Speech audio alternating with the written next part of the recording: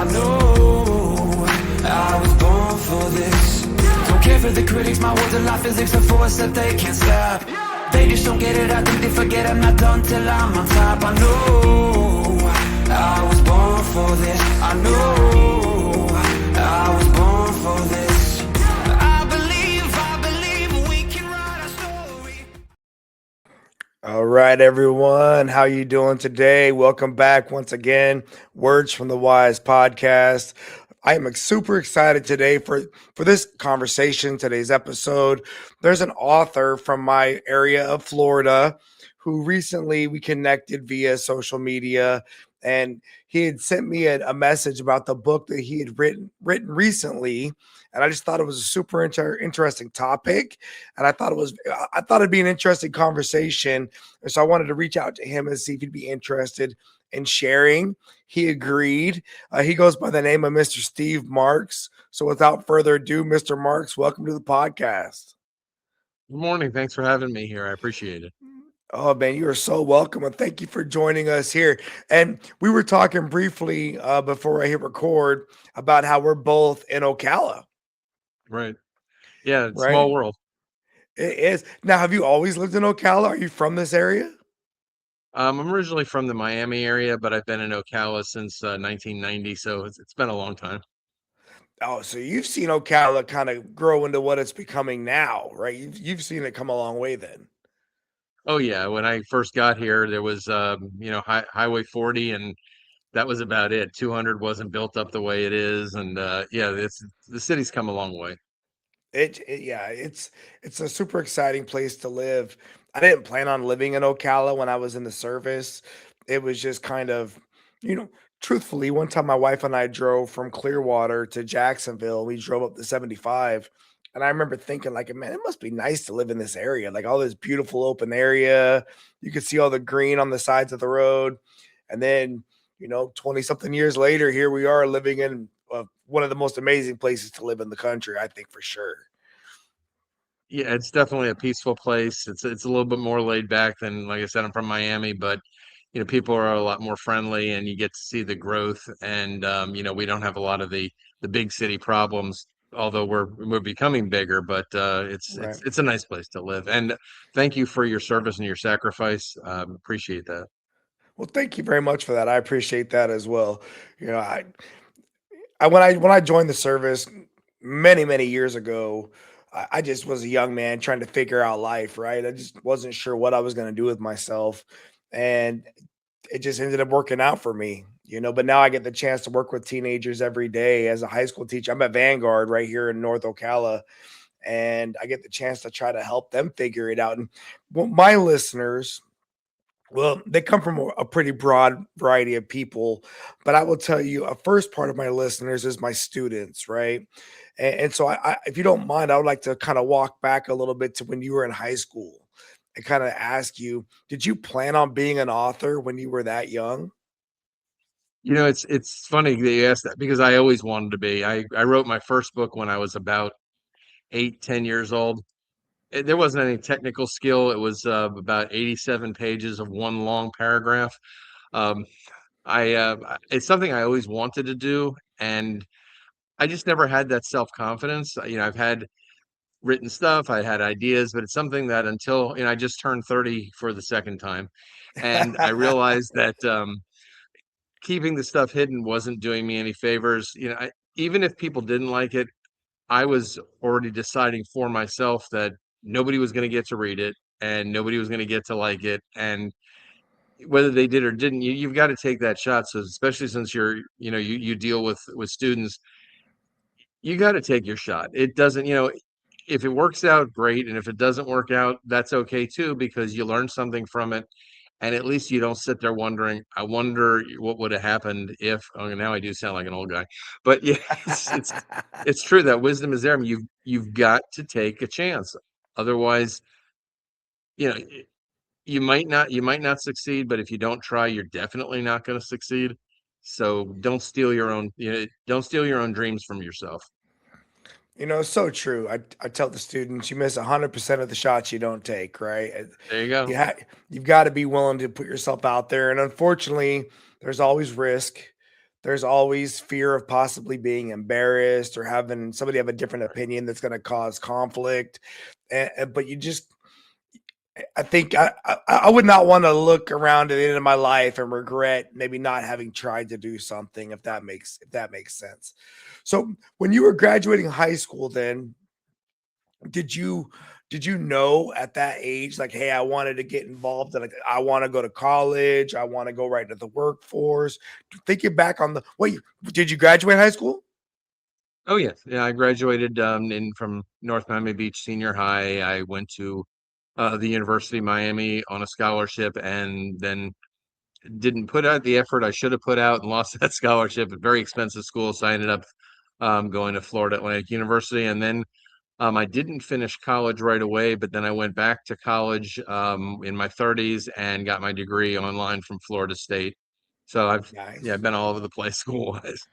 Very cool. No, no, I think that matters, right? Because there's no one clear path.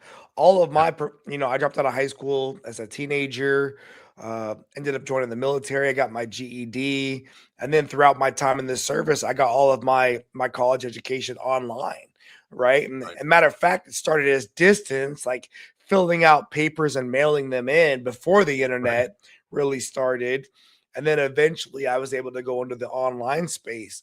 But what I tell the young people is there's a lot of different paths to achieve an education goal if you have one, right? Right. It's just how do you want to achieve that goal? When you look back on your educational journey, how important was that journey to your life, or was it really just something you just wanted to finish? Like, do you look at your educational journey as playing a significant role in your life? Well, the educational journey makes a difference just because if you set goals, it's a good idea to try to complete them, to not give up on yourself. I don't know that my life path would have been a whole lot different if I had chosen to go straight into the workforce versus going to college. You know, a lot of people, I got my degree in economics and Mm. I used it for a short time as a commodities broker, but it really was it was more learning to set goals and complete goals and challenge myself. But you can do that in a classroom, you can do that in the workforce. There are people who are really good with their hands, um, mechanically inclined. I'm lucky if I know which is the right wrench to use, but those are important skills. And if everybody wants to be an influencer now or they want to be programming AI, but you know what, when the power goes out and you need somebody to get the electricity flowing again, or your car breaks, or the computer breaks. I mean, there's so many things other than just, well, I got a degree in I'm a bachelor of arts in something that you're never going to use, but it's not whether you're going to use it or not. I remember my uncle was a computer programmer when that was a new thing, and his boss had a degree in forestry. You don't know where you're going to end up or who you're going to meet along the way, but if that's your thing, then you at least give it a try. You may find out you like it, may you find out you don't, but especially when you're young, you've got all the time in the world to be able to figure out what you want to do and where you want to go. And people look at it as like, oh, I made a mistake. I shouldn't have done this. It's not a mistake. You learn from everything you do, and you just never know what door is going to open along the way. Well said. And I agree. I think when I look back on my educational journey, I truthfully did not care to get any higher education. I did it purely because I know I wanted to make rank, right? And my competitors and my peer group in my community we were using higher level education as ways to kind of give us better opportunity at promotion, right? There was a time in the Navy they were saying, oh, everybody that wants to make senior chief petty officer is going to need an associate's degree. And so I remember there was a bunch of the rank and file angry about that because how is an associate's degree going to make me a better warfighter, right? But the powers that be really wanted us to invest in ourselves and do these things. And then the bachelor's degree and the master's degree. And I just kept working at things. And oh, by the way, it didn't hurt that they were offering tuition assistance, right? Like Right. I wasn't paying for it myself, but I was having to carve out time.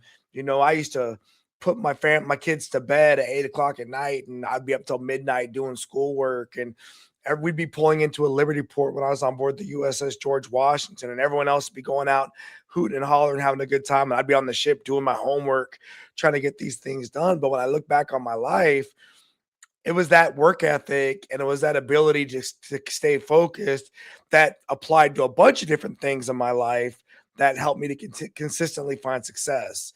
And to your point, one of the things I've landed on that I tell my students about is when I see here that somebody finishes a college education, it's not so much about what they got their education in for me, but it's that they finished something that they said they were going to do, right? And in life, it's kind of hard to qualify some of the things you complete because sometimes it's subjective, right? You're going to tell me all these great things about yourself, but I don't really know how that all adds up. But when you tell me you got your degree from somewhere, for me, that's a pretty good standard that you met somebody else's expectations and you finished this thing, right? And and that's why I get you in the door, right? To certain conversations and certain opportunities. A lot of people don't realize that it's not necessarily what you're learning, but that you're learning how to learn. Because there's a difference between just knowing how to swing a hammer and knowing how to build a building or how to, when you're leading in the battlefield, um, there's a lot of mental that goes into it. It's not just I'm carrying a gun and I'm going to shoot the bad guy. It's being able to plan for how you're going to assess a situation. You're writing a paper is really it's not the same thing, but the same kind of planning goes into it. You're learning to challenge yourself to be able to think and to plan and to execute a plan and to try to see where what's gonna work and what isn't gonna work and learn from it. So you may write 50 term papers in a college career and you're never I don't remember any of the term papers I wrote. I really don't. I mean, it's been a few years, but that wasn't what was important. What was important was I learned how to start with an idea and see where I want to go and then figure out how to get from point A to point B. So the critical thinking that comes with the college degree just is going to help you in anything you do. So it's not just I know how to write a paper, it's I know how to plan for my life. I know how to figure out what I want and how I'm going to execute that. So yeah, it's a valuable set of skills that you learn that you may not learn if you don't at least challenge yourself to try. Right. Yeah, well said. Now, when you got out of college and you said your degree was in economics and you got yourself originally into the space of doing some stuff with finance, did you enjoy that? Because I will tell you, I've never met one person come out of a classroom and immediately walk into the job and just be instantly good. Almost everyone needs like on the job training. Almost everyone needs some sort of understanding how their new organization is going to work. And sometimes you'll find out like got all this education, I got this degree done, but I don't really enjoy this path, and then you've got to adjust. Is that kind of what you saw happen to yourself? Yeah, a lot of it did because, when you're young, you have this dream. You go, "Oh, I want to be a football player and I want to be out there on the field and I'm going to score the winning touchdown or lay a pancake block on somebody to spring the running back." But you don't realize how much other work goes into it. The 60 minutes that you get to play on Sunday is 100 hours during the week of push-ups and pull-ups and sprints and eating right and toning your body and your mind. It's not just, hey, I'm going to run around and catch a ball or I'm going to push people around. And when I got into commodities, which in the 80s in South Florida, that's probably before your time a little bit, but there are movies like Boiler Room and things like that. And the Mhm. reality of what being in a commodities broker was, it wasn't just picking a market like crude oil or the Japanese yen or something like that and figuring out if it's going to go up or down. Most of the time was spent finding clients and dialing number after number trying to get somebody who doesn't know you in another state to just wire you money so you can invest it for them and hopefully Mm. make them some money. And the you find out sometimes when you get into things there's a work ethic or a morality or lack thereof that maybe doesn't fit your personality. And I was young and idealistic, and I actually did very well to start with, but I wasn't willing to do what needed to be done to be good in that industry at that point in time in that location. It turned my stomach a lot seeing, that the whole thing was about not about making people money, but generating commissions, which there's nothing wrong with. You deserve to get paid for what you do, but you don't have to hurt people to do it. And I didn't want to do that anymore. So I spent a lot of time after that going from one job to another. I was in auto finance. I sold jewelry. I did so many different things, but none of them really fit my personality. Mhm. I could do well at what I was doing, but you really have to love what you're doing. And I didn't. So it was a long journey getting to where I am now. I've invented a couple of things, and but where I'm at now, and and getting into the writing, which I've always done, but I just never had the courage to put it out there. And now I'm really enjoying it. I haven't reached any real level of success yet, but like anything else, you like you just said, even when you find what you love, you're not going to be insta famous unless maybe you're you're on Instagram, but Right. it takes a while. It does. And you know what's funny about the movie, The Boiler Room, and that reference, anyways? I reference that movie for sales, right? And I use it as a communication tool because I teach anybody I work with pretty much is that you're always selling yourself in a little bit of some way, shape, or form, right? You're always trying to communicate to someone, hey, maybe you should listen to my perspective, maybe you should appreciate my opinion. Maybe I've got an idea. You're always doing some sort of communication tool, and sales it's a great skill to have. I was a Navy recruiter once upon a time, and it changed my life because it helped me to learn how to be able to talk to people that I wouldn't typically have been open minded to maybe speak to, right? And then it's through those conversations that you start to get mentorship, and you get to different perspectives, and you get the chance to just learn more things, and oh, by the way, get inspiration, which is one of the things I look for in this world. You know, motivation for me sounds good, but it's just motivation gets exhausting. But I love being inspired. I love allowing the spirit to kind of come and fill me up and say, "Hey, there's a good idea over there. Why don't you go check that out, right? And to see what you can do with it." Um, so before I get into the book, I would like to hit real quick. So you are an entrepreneur. It sounds like you invented things. You said. Yeah, actually, just recently, I actually had a business that was ahead of its time, using QR codes, whatever, to get feedback for businesses. And I actually launched that business about 3 days before the pandemic shut the world down. And during that time, it became necessary. What I was actually pushing, technology wise, everybody sort of found during the pandemic because they were trying to not to distance themselves. So technology that really wasn't so pervasive before became pervasive. So that kind of killed that plan for me. And then I Mhm, created a medical alert band with a QR code on it, so that in an emergency, instead of just having one of those old bands that just maybe might say diabetic on it, which is great, but that doesn't really tell you your issue may not be diabetic. So by scanning the QR code, the person's entire medical history would come up. So in a matter of seconds, a paramedic, doctor, nurse would know who you are, what you need, what you're allergic to, instead of, I don't know if you've ever been in a situation, I hope not, where you've had a loved one where, paramedics have had to come out and you've got like 3 minutes to give them all the information they need because time is of the essence. And when your loved one is there and they can't speak for themselves, or they may be taking so many medications they don't even know what they're on, and all of that information is critical. So I came up with that. I ended up selling that business, and I'm still waiting for that to kind of grow. But yeah, I've always been an idea kind of person, which is mhm, great, but ideas are one thing. But again, if you can't take the idea and make it into something, that's where you have to build those relationships with people who have skills that you don't have, instead of trying to do everything yourself. um, Makes a whole world of difference. So yeah, I've always tried to be, well, I didn't try to be. I was just, creative ideas where I would always think, what if, what could make this better? Why isn't this a certain way? And that's a great skill set as well, but it requires somebody to be able, people are like, why don't you patent that? Well, I don't even know how to make the model. I don't know. I can come up with the idea, but people who do have the skill set of being able to take an idea and do something with it may not be the ones who come up with the idea. So get doing that networking and making the friendships and finding people who complement you because they have skill sets you don't, instead of looking at them like, wow, they have something I don't. Well, you probably have something they don't too. So, you know, peanut butter Yeah. doesn't come with jelly. You got to find the jelly to put it together with it to make the sandwich. So, if Well, that makes any sense.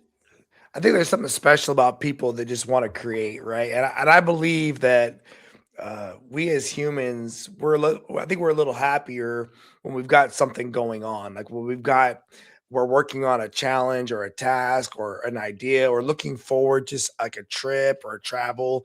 And I will tell you that for me, I'm in the entrepreneur space a little bit. I started off with this leadership business. Now I'm really just filling my cup with not just doing the podcast, but then also working with the kids, and it kind of feels like I'm working for myself there because I'm willing to do way more than they expect of me. And so for the most part, I pretty much get to do what I want to do because if you're willing to do way more than the boss wants you to do, they're just pretty happy with you choosing to do it, right? Right. Uh, but I tell people that are kind of struggling and are looking for a way to find kind of the passion for life is maybe you should try to create something.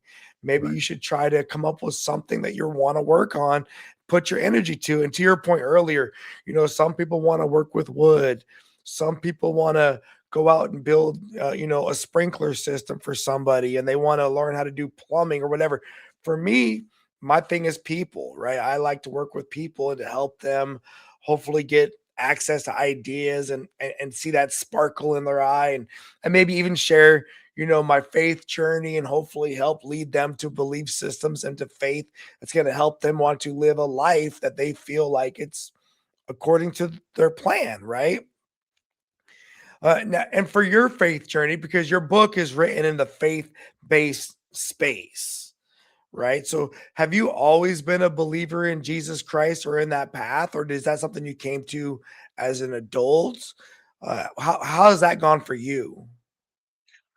It's actually been a journey. I didn't always believe in Christ. I was born Jewish, and that was something that I came to find through other people that meant something to me, and it just fit because a lot of people don't understand about Judaism is that it's not that the Judaism doesn't deny the existence of Christ. They didn't necessarily believe that he was the Messiah, but not that he was Right. a fictional character. But his teachings, he was Jewish, and his teachings didn't really deviate from from Old Testament. It sort of clarified things. The world was a different place thousands of years after in the book of Genesis, so it was sort of a completion of the path. And he never said I'm not anymore. He just said, okay, now the world is changing, and here's what we need. And I've come to I've come to save. So it was just if you look at the historical records of it, there were good reasons not to necessarily believe. There was the Roman occupation. um People like Jesus caused problems for the Romans and Roman leadership. So following somebody who was saying, hey, I'm the way, Caesar is not, was a dangerous thing. And we look back, and everybody says, oh, if I was back there, I would have done this, that, or the other thing. Well, that's not really the way history works, because if you were back there and you were raised with a different set of beliefs and a different set of fears and a different set of realities, you might not have done what you think. It's always easy to look back at history, in the rearview mirror and go, oh, I would have done this, only because you know how things turned out afterwards. But if you were living back then, would you want to be the one that, was going to be, crucified, next to Jesus? Now it'd be like, oh, that would have been an honor to be. But yeah, but back then that wasn't an honor. That was a very scary thing. So, yeah, the faith journey has been, it's been an evolving thing, and it will be for most people. What you believe when you're 10 and what you believe when you're 50 are two different things, maybe not completely different, but they evolve as idealism meets reality, and Yeah. life choices and challenges and struggles that you go through, people you love that disappear, bad things that happen, and when your faith starts to get challenged, it sort of matures into something maybe not as idealistic but more concrete. and something that actually becomes a thing in your life that focuses you, as opposed to just, oh, this is, everything is great, everything is wonderful. And it would be great if our lives were that way, but life comes with challenges, and that's where faith really makes a difference on whether or not you come through those challenges. And I appreciate you sharing that. And I will tell you, I was born into the Mormon faith, right? The LDS church, which is a society that, they all essentially immigrated from, my family immigrated from, England, Scotland, Ireland. They then got to America and walked across the country to Utah and stood up essentially a community of their belief system in their own area, in their own space. And culturally, they very much have their own world, right? And then as I got older, I got access to a lot more different information. I got access to a lot more different ideas, and a lot of it's very similar. But then there were some core things that I adjusted on as I got older. And I don't throw stones, right? But I definitely graduated or matured into, more of a non-denominational Christian-based belief system.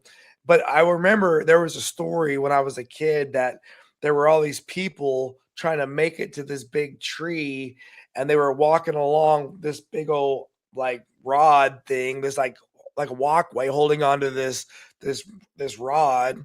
And the idea was to not let go of this because it was essentially going to be the word of God. And if you stuck to that rod and not got, and on the sides, everyone's trying to pull you and tempt you and convince you to come away.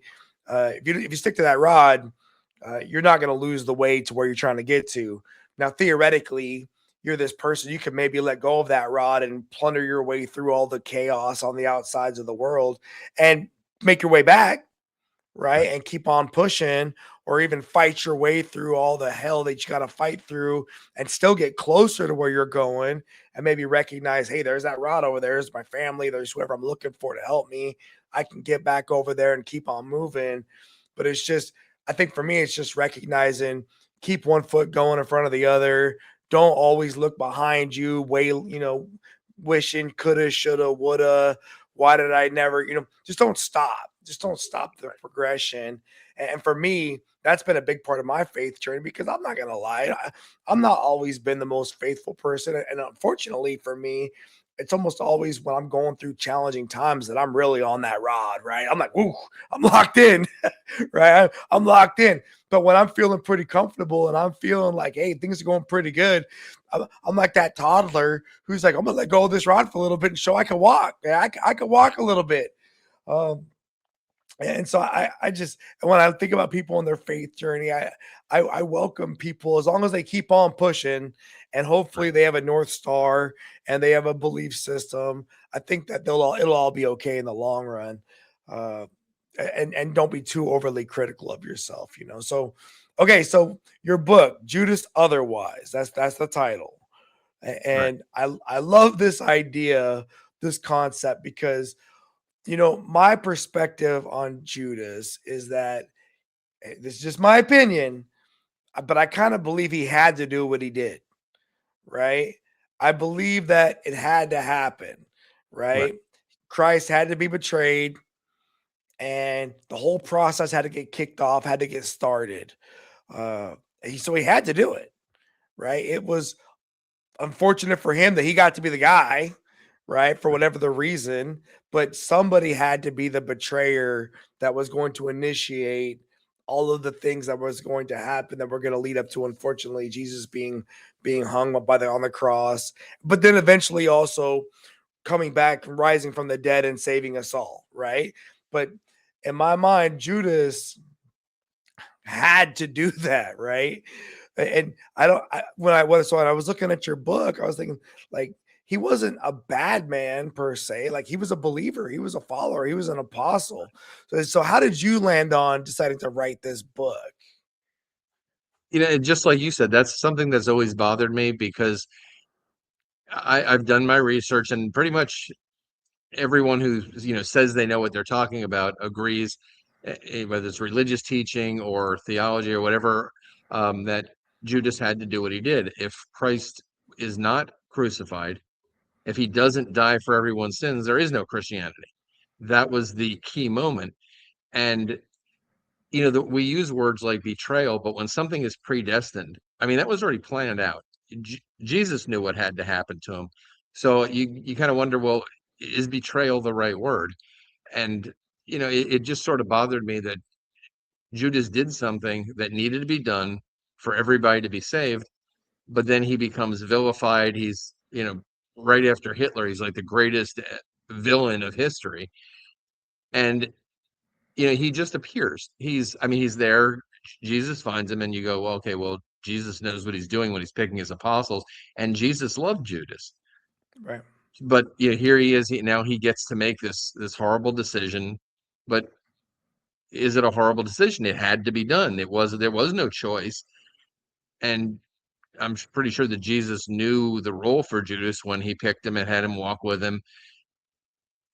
There was, it depends if you watch, like Jesus Christ Superstar or some things like that, where, even in the Bible, Jesus has that moment where he's like, lift this cup from me. I don't really want to do this, because he's he's, heavenly in human form. And I guess, if you can feel pain, I don't want to feel pain. Who wants to have that happen? But it just seemed like, everybody in the world, and Christianity teaches everybody has free will, but Right. except Judas.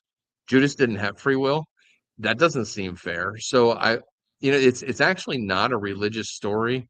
I mean, it is, but I wanted to make sure, and I've got a preface in the book. I don't know if you got a chance to look at it yet, but um, I wasn't challenging the Bible. I wasn't challenging God. I wasn't challenging Jesus. I wasn't trying to make Judas out to be a good guy. But who was he? How did he get to be the person that Jesus was going to rely on to do this? He had to have the right personality. I mean, Thomas wasn't going to do it. Peter wasn't going to do it. None of the other apostles were equipped to be the person that was going to handle this role. So, why was he the way he was? What's his backstory? And no matter how much research I did, there is no backstory.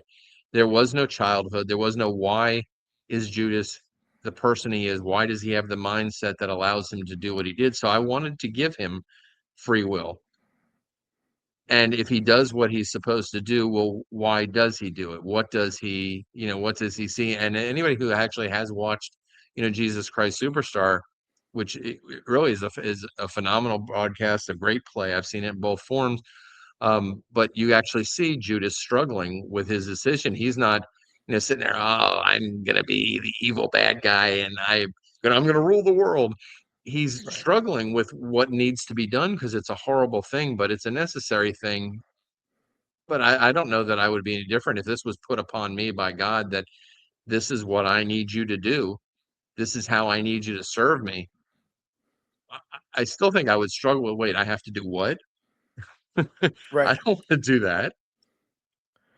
No, I agree. I think that's where I feel like either people don't talk about it or people don't think about it, but like I agree there had to be someone to play that role, and he was given that unfortunate job or that unfortunate inclination or that unfortunate all the reasons that he was given uh the ideas to do the things that he did was according to the plan that had to be done, right? And again, the other thing I feel bad about Judas, because I think the other place where he just, I always question, did he not make it to heaven, right? Because Right. did he not make it because he did what he was supposed to do, right? And I guess I'm conflicted because I've seen people do things in haste or in under stress, right? Or when they're trying to force a situation, like they're trying to force an outcome, and they might initiate something that they didn't really truly think about second, third, fourth order, or you'll get through a really tough time that unfortunately somebody else played a role in, and you'll be better for it.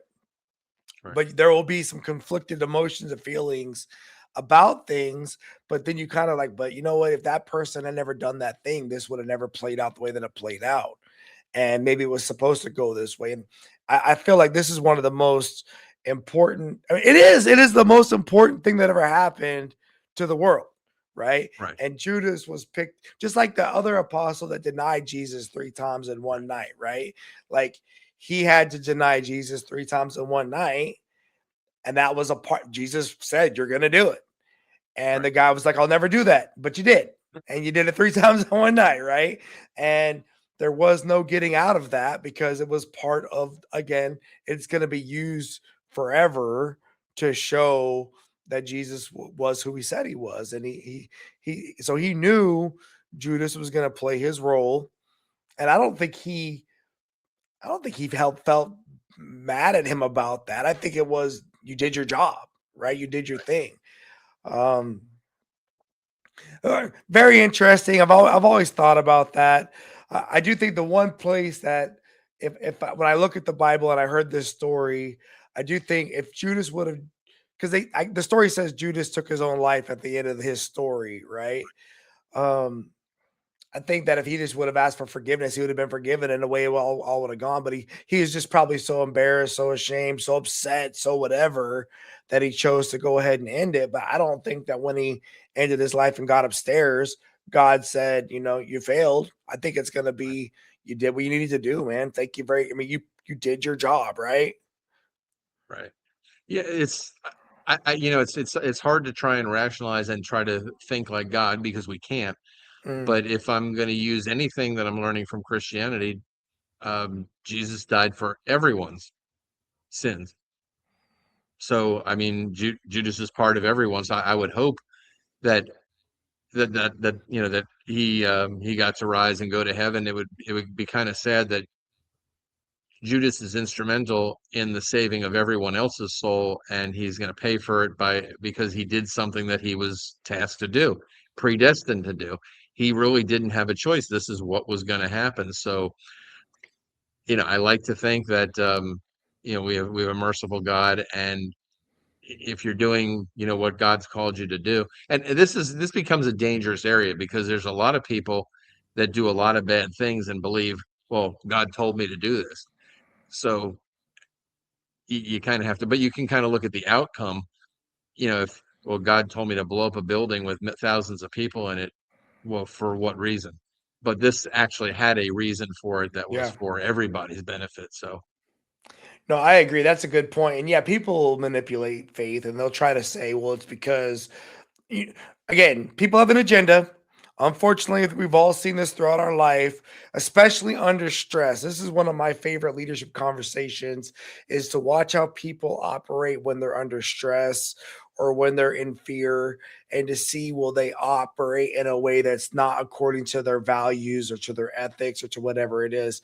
But this again, I guess this is where I give empathy, right? I empathize with his position and having to right, be that person playing that role, right? But then I also empathize with lots of believers who have struggled with their faith, who have struggled with seeing something play out the way they thought it should play out, that will try to take things into their own hands and kind of make it a mess, right? But then, oh, by the way, this particular person and this particular set of events just had to freaking happen, man. It was right. okay. So then, stepping off from that book, before we wrap up Judas Otherwise, and I love that title, by the way, Judas Thank you. Otherwise.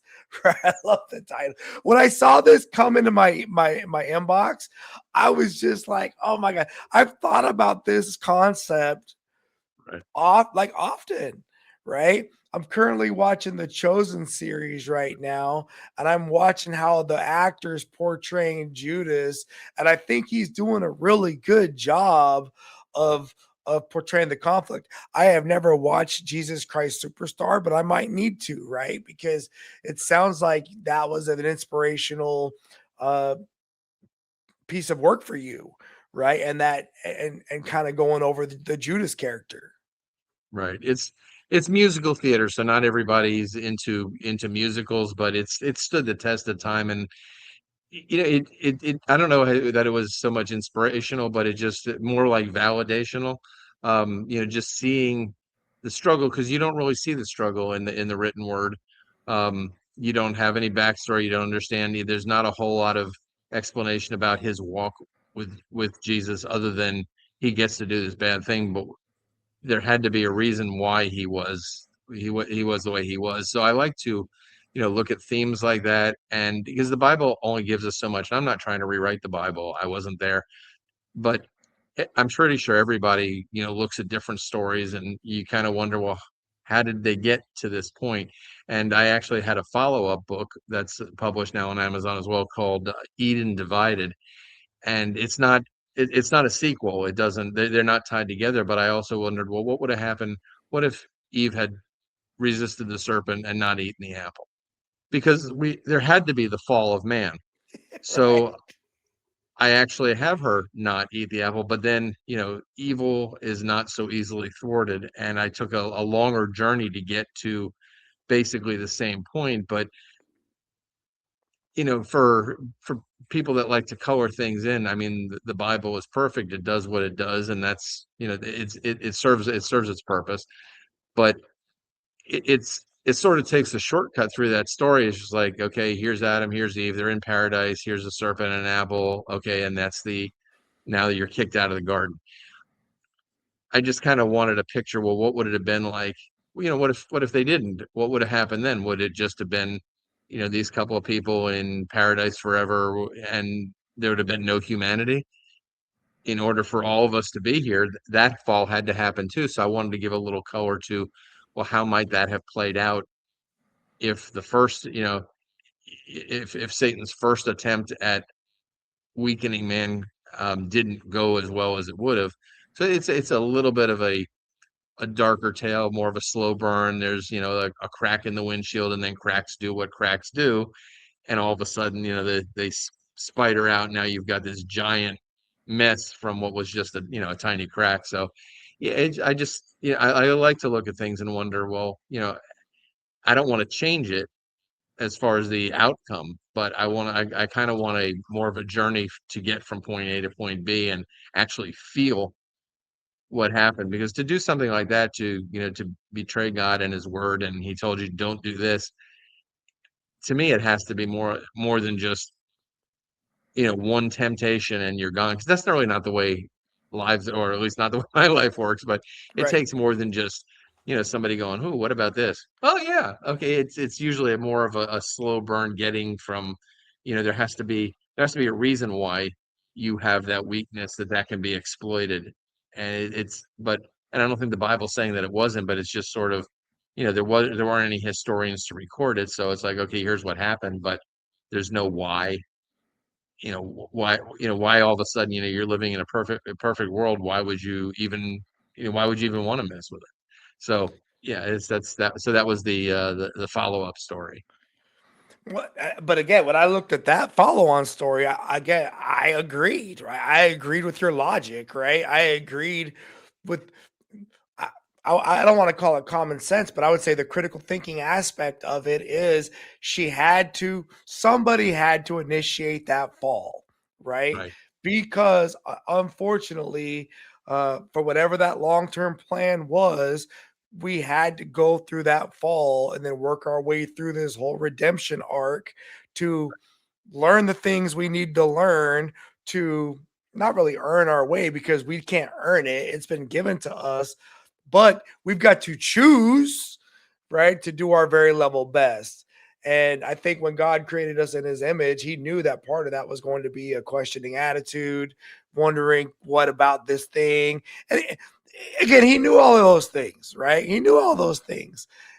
And who knows the why behind it. But I agree. If it had never happened, then humanity or this whole world would not be what it is today, right? Oh, but then the one story I disagree that had to happen was I did not agree that Cain needed to kill Abel, right? Like that was just purely selfishness and unhappiness with what he thought he was getting in this world. And so those are two different stories for me, right? Like for me, somebody, Eve or Adam, pick your flavor. One of them was going to have to take the bite out of that apple, right? Right. For whatever the reasons. Again, Judas was going to have to do, or somebody was going to have to do what Judas did to initiate that whole process. It just so happened to be Judas, and it just so happened to be Eve based off of what was going on. That, for me, I differentiate those two stories from a person that's just does something evil and hurts somebody, and that didn't really need to happen, right? For me, those are those are different parallels. But I agree that those are really good examples of stories that just the person had to make that choice and live with the consequences, right? And live with the consequences in a very real way. And then, I wonder if when Eve passed on and she returned home, if she was essentially told, "Hey, good job, that was a part of your journey, and now it all has begun," right? Right. I mean, we can't think like God, but you're a teacher in whatever form.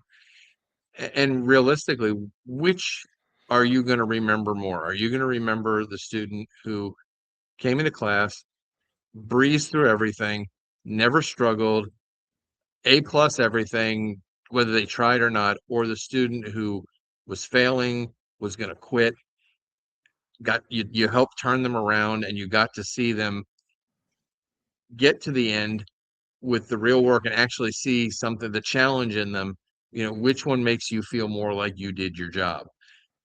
It's you get a different feeling. I mean, obviously you did your job both ways, but when somebody actually needs you and you're able to give them something and help them, be what they didn't think they could be is, I think a little bit more rewarding than, oh yeah, this is no problem. I don't have to show up for class here. Here's my A paper. Here's everything came easy. Okay, great. It's an A student, and that makes you happy as a teacher. You have A students, but what about the F student who ends up with a C, or maybe they even get all the way to an A? But hey, I made a difference. They got something from this. They got turned around. They appreciate what I gave them more than somebody who didn't even have to try to get it.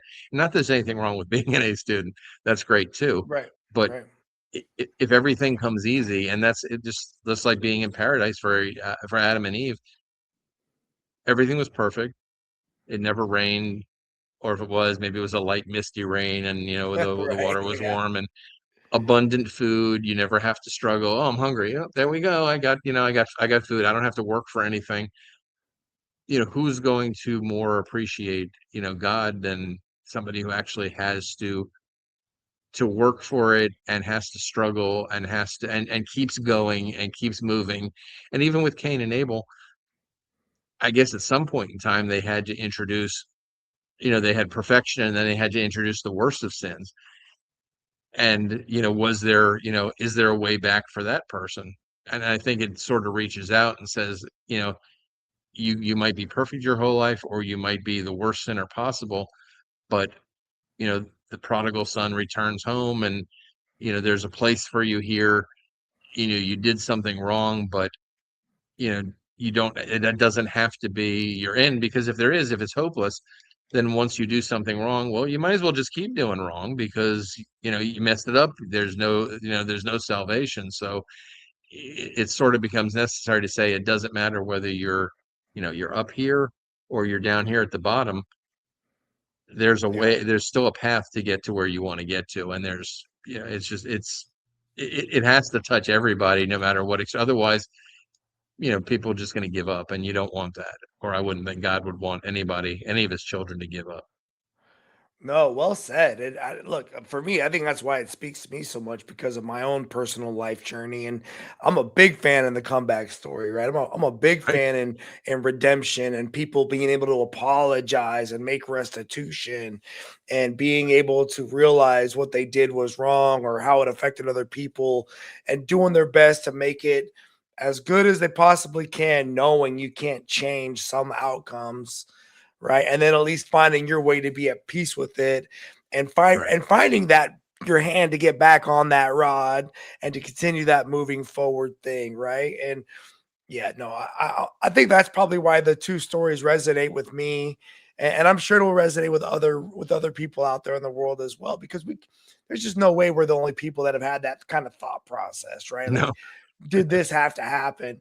Um, when you look at your genre of the books that you write, You said they're not really religious per se, but you're writing them in the religious context or in the historical setting. But is it meant to be more like an adventure? Is it meant to be more like a critical thinking, thought process? How do you see, is it like a mystery, the journey you're taking the people on?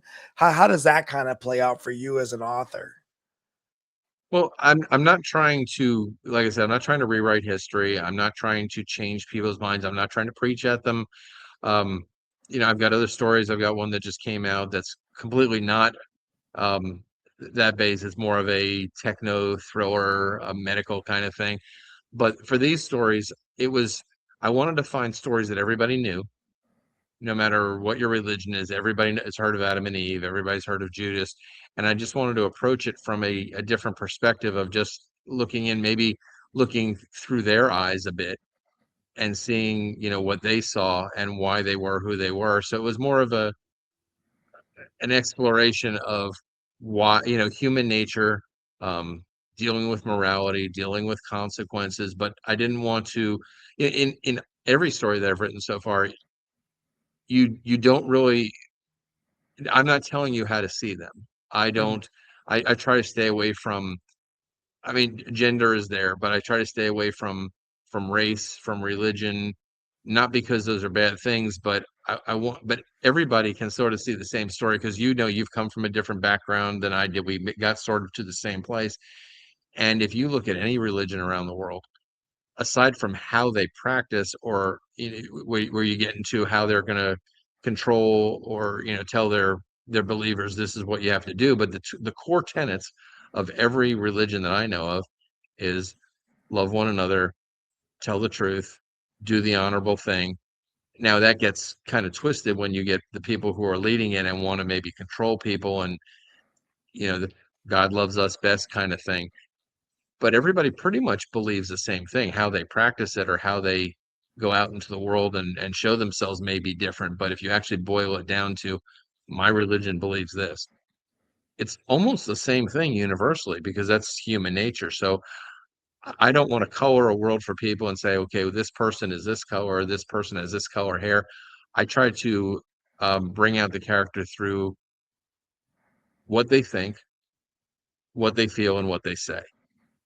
And if you want to picture, if there's a female character, if you want to picture her as blonde or brunette, or she's got dark skin or got light skin or whatever else, that's fine because everybody's going to identify. But I don't want to be telling people, well, this is who they are. And then you're kind of stuck with that. And then if the person doesn't identify, oh, I don't see her Right. that way. Okay. Well, so I want them to get the story and not, what is the meaning to the story and not get tied up in all the things that could be offensive. Not that I'm afraid to offend people, but there's no need. I'm a storyteller and I want people to see what it is that I had to say, why I had to say it, and not get lost and that's why in the preface of the book, I make sure to tell people right before you read this, I'm not attacking anybody's religion. I'm not attacking the sanctity of God, the validity of Jesus, or anybody's teachings. It's not about that, because it's so easy in this world to offend everybody or anybody.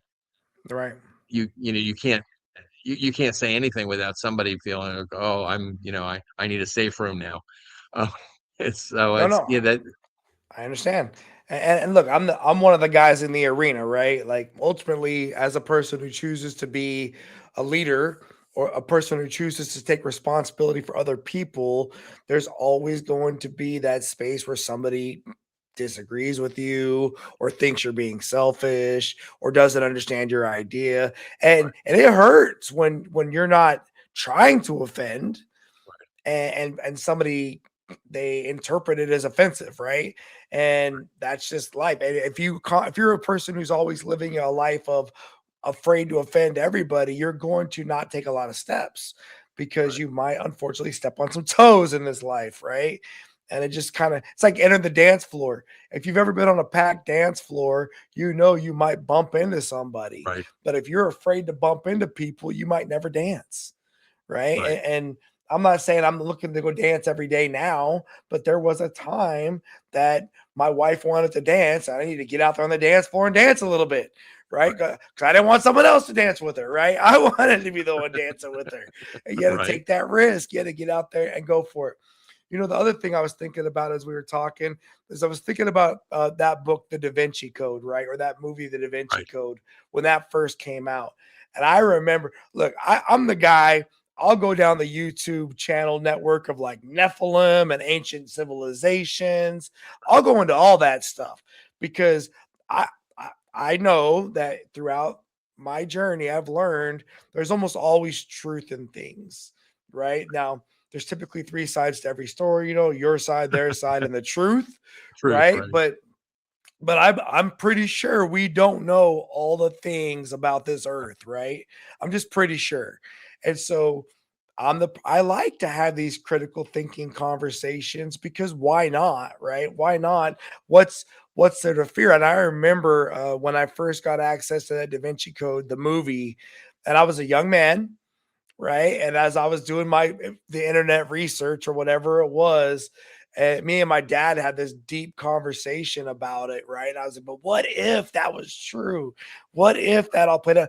And my dad said, well, Gare, if my faith was so easily shaken that a book or a story or something might change, like be true, changes everything about my faith, and my faith maybe was not as strong as it needed to be. And I agree. I agree having these critical conversations, even possibly humanizing somebody or better organizing their struggle or their decision making or the reality that they could have been very much like us and Right. was just trying to do their best they could, but also had to play a role or had to do a thing that they didn't fully understand, or was their God-given inspiration to do so should not shake up my personal faith. Matter of fact, it could for me, it might actually make it even more value added because I can connect even more to that person, right? I can connect Right. even more to that story. And oh, by the way, I choose to have faith, right? I Right. don't have to have faith. It's a choice, right? It's a choice to have faith. That's why I like that faith over fear concept because sometimes I don't choose to be afraid, right? But I Right. get to choose to have faith. And I think knowing, I mean, I was a firefighter most of my career in the service, and I wake up every day knowing that I would be willing to put myself into an uncomfortable situation. I would do whatever I had to do to protect my students. I would do Right. whatever I had to do to protect my family. I know that about myself. So knowing that I'm willing to go into a scary situation doesn't make me stupid, doesn't make me any more braver than the average person. It's just that I'm choosing to have faith over that thing.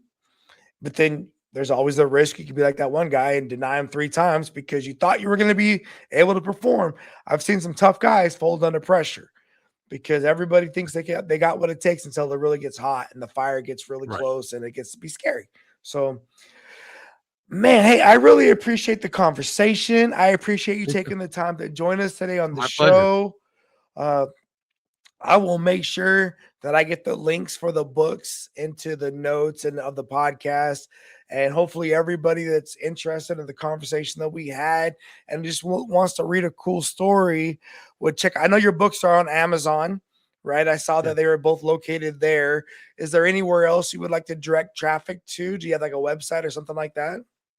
Um, I've got my Facebook website page, but yeah, the Amazon page is fine. And if any of your listeners have Kindle Unlimited, it's actually free on Kindle Unlimited. So, but they're not real expensive if they just want to get the Kindle version. The paperbacks are out, the hardcovers out. But yeah, if anybody reads it, if they have questions, they can email me at whatifnovels@gmail.com. I'd love to engage with people that read and hear their feedback. And I'm really encouraged by the feedback that I've gotten so far. Um, just from people like yourself that have told me the same thing. Hey, I always thought about that. So Yeah. yeah, that's the thing is and I know it's not the noble thing to say. I actually got in a discussion on Facebook about this the other day because somebody was asking, they were saying that even if nobody read their work, would they continue to write because it's about the art? And to me, that doesn't sound honest because I have the story in my head.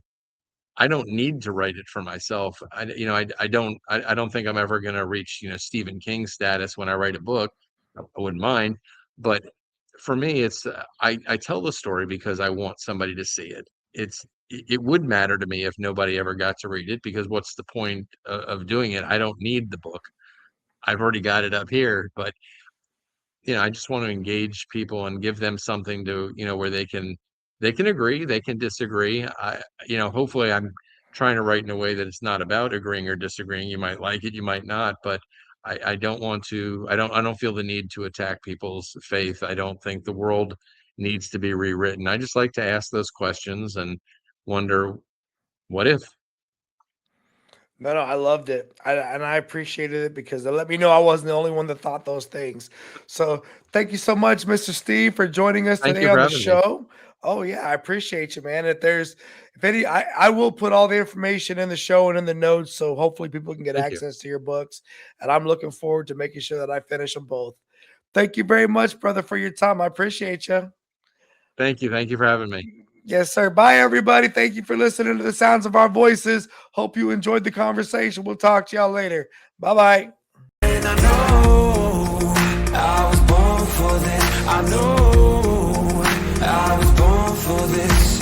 Don't care for the critics, my words are like physics, a force that they can't stop. They just don't get it, I think they forget I'm not done till I'm on top. I know